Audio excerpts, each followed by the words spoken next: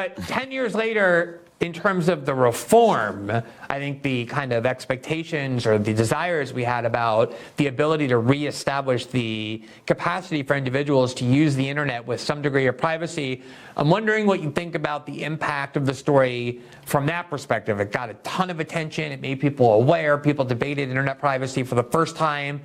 How do you, though, see now the strength of the U.S. and the Western surveillance state and the ability people to use the internet with privacy as compared to before we started the reporting, Laura? I think that what Ed did, his life kind of captures this historical moment where he experienced the internet as the internet sort of arrived into our cultures. And I think, as he says, very clearly, was motivated by the power of that tool for good, right? For citizens to communicate. Like that, what an amazing tool the internet is, and how corrupted it's been, how abused it's been by governments and obviously by corporations as well. So it feels that that's a lost moment, right? I feel that that's nobody's people who grow up today don't have that moment of the internet as a space for free expression. It's a space that's corporatized, commercialized, and it's a surveillance tool. Unfortunately, I do think we, though, have a bit more understanding that there still are some tools and technologies that do protect people. Encryption, as of today, still does work. So that is a positive, and people know the importance of encryption in a way that they didn't before. So just to follow up a little bit on that. I think one of the things people have forgotten is there was so much momentum in the wake of our reporting, especially about domestic surveillance, that some genuine reform was introduced in the U.S. Congress, and it was sponsored by Justin Amash, who at the time was perceived as this kind of hard-right Tea Party Republican representative from Michigan, this very young, I think he was in like his early to mid-30s, who was talking about the internet in ways very similar to the way Ed was, is something we have to kind of like protect as this crucial innovation. And he co-sponsored it with John Conyers, the longtime, probably on the furthest fringes of the left wing of the Democratic Party as it gets in terms of mainstream politics, as African-American representative in his 80s at the time, who was a longtime civil libertarian, and they built a majority in both of the party's caucuses. And the foreign policy, the Journal of Foreign Policy has an article that you can read right up today that says, it's the headline, How Nancy Pelosi Saved NSA Spying Powers, and it was all about how the Obama White House was vehemently opposed to any reforms and dispatched Nancy Pelosi to whip enough votes, Democratic votes, to oppose this bill and ultimately defeat it by a small number. That was a great opportunity to reform, and they had just enough no votes in the Republican and Democratic Party to defeat it. There's now a controversy, not getting a lot of attention, but some, and I think it deserves more, where the FBI wants to renew one of its most central tools for spying, Section 702, that the NSA also uses.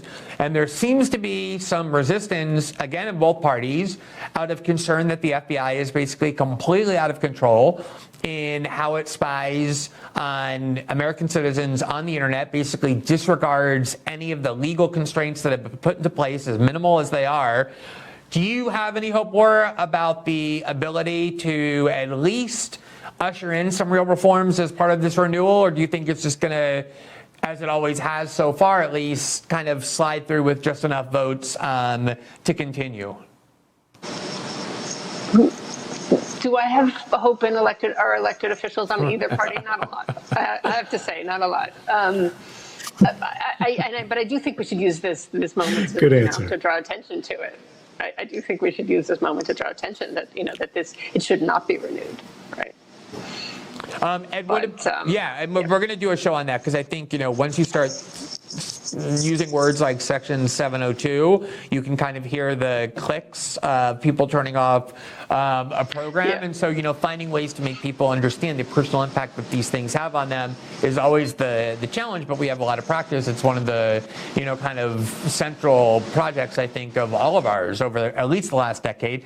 Ed, what about you in terms of this question of, obviously there was a huge amount of public attention that I think did exceed our expectations. I remember all the gratification I felt when I would come home not come home, but come back to your hotel room in Hong Kong after doing more TV interviews than I could count all over the world. And then I got to see you watching the effects of this reporting on your television. I always remember being so, relieved and happy that you were able to see the impact in terms of the debate that your decision had sparked. And it wasn't just on Democracy Now! And Chris Hayes, but pretty much every global media outlet on the planet was talking about this for months.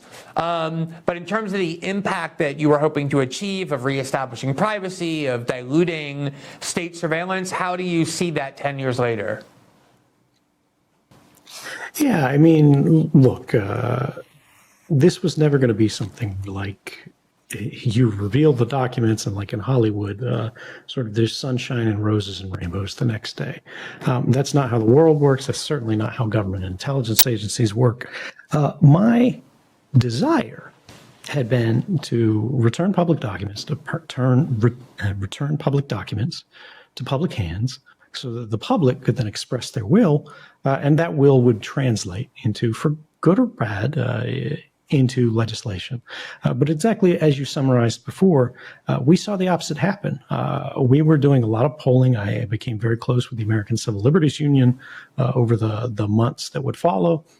They were actually paying for private polling to make sure we had the most accurate information about what the American people and people globally as well in other countries felt about, were these justifiable? When you take the government's strongest arguments into account, would they be supported? And we know the case, the facts, actually the result was no. People wanted to see a change. They wanted to see these programs shut down. They wanted to see this activity and behavior stopped. Basically, they just wanted the government and its agencies to comply with the law. And we saw, as you said, legislative efforts in Congress, fairly heroic efforts to make that possible. But then what we saw was the executive hijack the process, task someone like a Nancy Pelosi type who was personally implicated, by the way, in the criminal activities that were being revealed and discussed for a long time, because she had previously been top dog on the intelligence committees. They basically thwarted the public desires, and they knew what they were doing. They used proceduralism, they used deception, they used the kind of misinformation and disinformation that's becoming, so talked about as the threat today. Anything they could to try to bury this. But that's kind of how it works. And that's the meta angle of this story that you see in that where I'm talking about. The remarkable thing about the early internet is that you could have a child engage with an expert on equal terms, and it was the argument that was assessed and valued and measured, rather than the identity, because the identity wasn't known. They had both chosen their own names. They had both chosen to engage in the conversation. And, the kid, surely 9 out of 10 times would be wrong, but maybe one time they were right. They had a good point. The internet and governance, conversation, debate, policy, has become very identitarian. The internet has become very identitarian. Both corporations and governments heavily pressure these sort of real name, real identity policies, where they want you to put your picture up there. They want you to put your face up there. They want you to put your name up there. And people end up pigeonholed. They end up filter bubbled into little communities. And even where they are sort of radical or out there, they're shouting into a small void only occupied by people of like minds.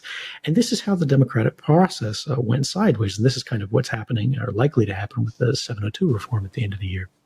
Yeah, go ahead. It's ironic that, go ahead. Let me just interject just a quick question, which is, when I started seeing some of the footage from Citizen4 that Laura took, and then when I watched the film and then kind of just, had some opportunity to breathe and reflect on what we did in Hong Kong, I ended up realizing that probably half of what we talked about was about the privacy aspect and the surveillance aspect, but probably half of it was about the role of journalism and the importance of transparency, the fact that if we're going to turn the internet into this from what it was promised to be, which was this unprecedented tool of liberation, into the opposite, which is the most unprecedented tool of coercion and control through surveillance, that it ought to be at least something in a democratic society that we know about, that it's not done in secret, even unbeknownst to many of our elected officials. We had members of parliament in the UK and members of Congress in the US saying they had no idea any of this was being done until they learned about it from the reporting that we did that your whistleblowing enabled. I think people look back at the story and think about it as being about privacy and surveillance, which of course it was, but what about the journalism and the transparency component of it? That was clearly a pretty big motivating factor for you as well. Yeah, I mean, I've been saying for 10 years now, like the reason that I didn't go to the New York Times, it was the fact that they spiked a story 1 month before an election that would have changed the course of that election, that President Bush had broken the law and spied on every American, violated the Constitution in the most flagrant way. And they were like, yeah, the White House doesn't want us to do that, so we're not going to do that. And this is the New York Times, right? You would not think to be, the most pro-Bush organization. But the reality is the distance between left and right institutionally is not very far. When you talk social issues, there are differences, right? When you talk about the kind of thing they put on a bumper sticker, there are differences. But when you talk about institution, you start talking about money, when you start talking about violence, when you start talking about power, they're really largely marching in lockstep there. And what we saw in 2013 and the years after it, is that this is not a story about surveillance. It's a story that involves surveillance. This is a story about democracy and power, how institutions function in what we are taught to believe is a free and open society. But it will not and never can remain a free and open society unless we make it so. And we must make it so over the objections of government. And that's something that I think a lot of people don't understand, right? I've been criticized as a hacker, right, to imply some sort of criminal cast on that. But what is a hacker, right? People think like stock photos of some guy in a hoodie hunched over a keyboard, but a hacker is simply somebody who understands the rules of a system better than the people who created it. Hacks are the product of exploiting the gap in awareness between how the system is believed to function and how the system functions in fact.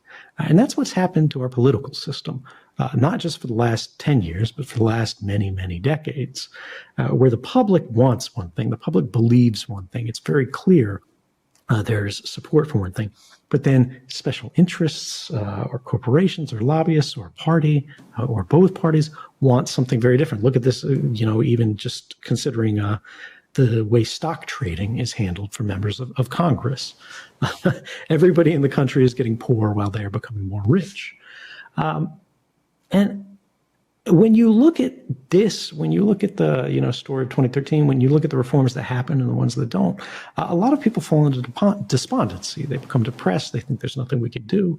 But actually we can, and we did. The important lesson to take away from 2013 is not that, the sort of bad guy was vanquished and everything is good again, because that's not how it works. This is the work of a lifetime. This is the work of every lifetime. If you want a free society, you have to make it that way. But just like these institutions hacked our government to seize control away from us, in important ways, small groups of committed people, activists, volunteers, engineers, people who have no political power whatsoever, coordinated and collaborated together to hack the internet in a positive way, to defeat the very forms of mass surveillance that the government was doing without the public will on a technical level. And this is the kind of thing Laura's talking about with encryption. 2013, nobody used secure messengers unless they were, cypherpunks, unless they were hackers, unless they were information or somebody on like the U.S. government enemies list like Laura. I think, let me just interject there because it's really true. Obviously I famously did not know how encryption worked when we first spoke. It wasn't something I was particularly talented at mastering, but I remember very well within the first month of the story or 2 months after the story broke, several New York Times journalists, including some of the most well-known investigative journalists who work on the most sensitive national security matters kind of called me and with an attitude of sort of like, okay, we'll take it over from here. Why don't you go ahead and give us the archive and we'll go ahead and do the reporting. And then, when I made very clear that wasn't going to happen, that we were not going to just send them a copy of the archive because they were entitled to it because of the New York Times, it sort of became a kind of like pleading sort of, can you at least share 1 or 2 stories with us? And as we considered it, I made very clear to them that using the most sophisticated forms of encryption that I had taken like a 3-month course in was a prerequisite to even considering that, and almost none of them knew what encryption was. Same with reporters at the Atlantic and the New Yorker, and just the fact now that we can talk about encryption and it's something that people are aware of, people use Signal and purposely seek out privacy-enhanced means of communicating, all came from this reporting. None of that was true prior to 2013. I think you two were like among 14 people on the planet that used encryption back then, and now it's something that, is maybe not as common as we want, but infinitely more common than it was back then. That's absolutely right. Like everybody who works in the news nowadays uses encryption. One of the only sort of public example of damage that all of us collectively produce as a result of these disclosures that was publicly argued by then Director of National Intelligence James Clapper, most famous for lying to Congress, was that the revelations of 2013 about mass surveillance pulled forward the adoption of strong encryption on the internet by 7 years. And he said this on the sidelines of the Aspen Security Conference to reporters. And he was like, this is like a terrible thing. Like, oh no, that's one of the nicest things anyone's ever said about me. Like, this is a remarkable thing. Like, we made global communications more secure by 7 years. That's a lot happens in 7 years.